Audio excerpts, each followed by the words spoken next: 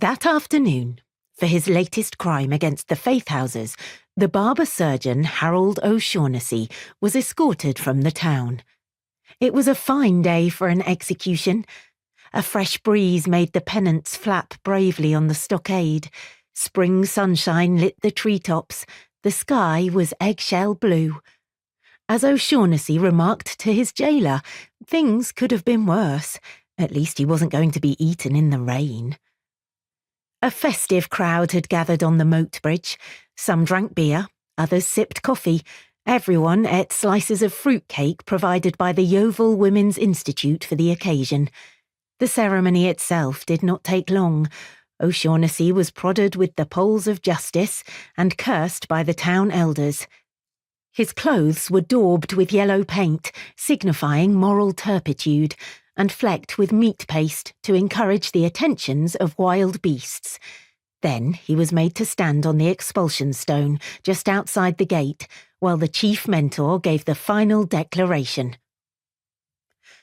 For repeated irreverence, for holding injurious opinions, for chafing against the moral fabric of society, for refusing to partake in faith house duties, and for general slander and corruption of the young, Harold O'Shaughnessy is hereby sentenced to 3 nights' enchainment in Far Forest Glade.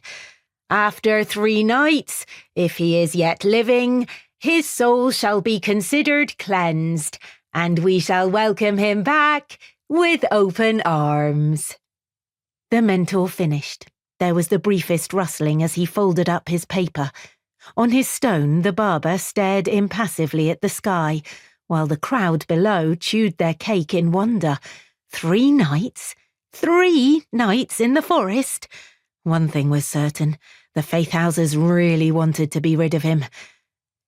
Now a drumbeat started, courtesy of a lad tapping a tom-tom covered in tainted skin. The chaining party set off, the mentor at its head, followed by the hackneyed drummer, then 4 militiamen escorting the condemned man. O'Shaughnessy, who was a small, dapper person with olive skin and a neat black beard, smiled and nodded at his neighbours as he passed them. He was determined to put on a good show. Last of all came the sergeant of the iron posts, his blood-red bowler shining in the sun. The procession crossed the bridge, then left the road by a dirt track that led off across the bright grass of the meadow. A barrier of trees rose up ahead.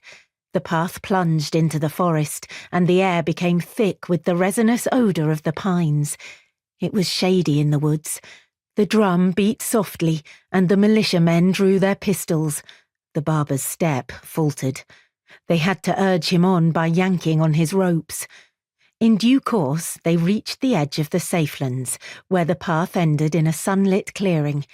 Here, 2 iron posts, 8 feet tall and festooned with chains, stood atop a concrete platform.